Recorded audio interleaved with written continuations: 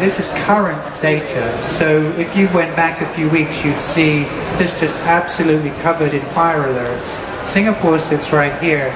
And what we're now layering on top of that is current dynamic wind patterns and wind speed coming from the NOAA satellite system. So we're just drawing this all in, aggregating this and putting it together in a way that makes sense. So you can see what's going on. And so you can see, if you live here, you're maybe getting quite a smoggy day because the wind is moving over these fires and coming in here.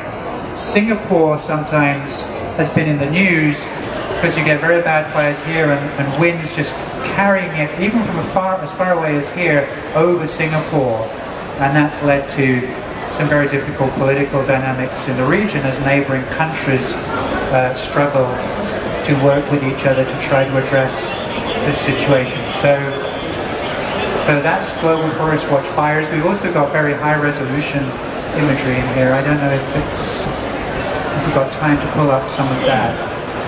Maybe so what we're now pulling up is 50 centimeter resolution digital globe imagery. So because law enforcement around these fires is such a critical issue, we worked with the Digital Globe Corporation, who have the best high-resolution satellite imagery system in the world. It's a completely commercial system to actually task and point their satellites as they go over this part of the world to collect ultra-high resolution imagery of these fires, which are then fed into the public awareness program and into the law enforcement program. So you can see where they've collected within these red boundaries, and you can pull up an image, and James is going to try and zoom in, and you can see they'll actually zoom in a lot further than that. Let's see if it comes up. It'll take a second because it's such high resolution. But you can see every single tree. You can actually see every single frond. You can see the top, each frond on the top of the oil palm trees. If it's going to come up. Is it going to do that? Did you click? You think you need to click on the link for the image and then did you do that? There we go. Is it coming? Yeah. Okay, go. Any questions? Well, I'll let that load. Take any questions. What's the budget post? The ultra high resolution. We don't have that, but it's certainly possible to do it. It's just a question of tasking the system and paying for it on Digital Globe. So there's a cost involved because that's a commercial. Everything you've seen until now is all basically free inputs into the system. So you're paying partnerships and so on. Of course, yeah. So you can task that system to collect that type of imagery anywhere in the world. There was a question over the cause of the fires in Indonesia is a long story, but basically you've got a long history of large companies being given very substantial concessions in these areas, going right back to the Suharto regime, going back 30, 40 years.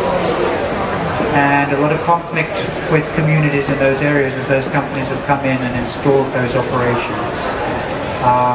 And that's led to decades of land degradation and poor land management, clearing and turning what was a fire-resistant system into a fire-prone system.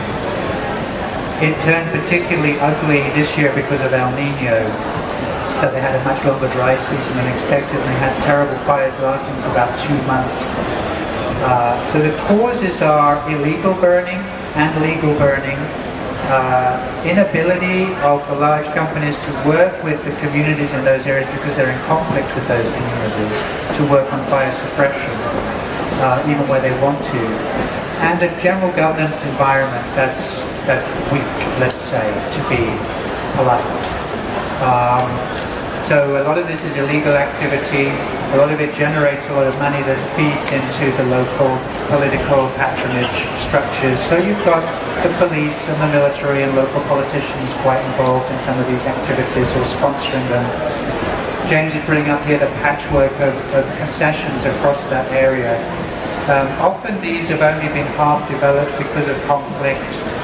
Historically, they were legally using fire on a large scale to clear these areas. That's now illegal.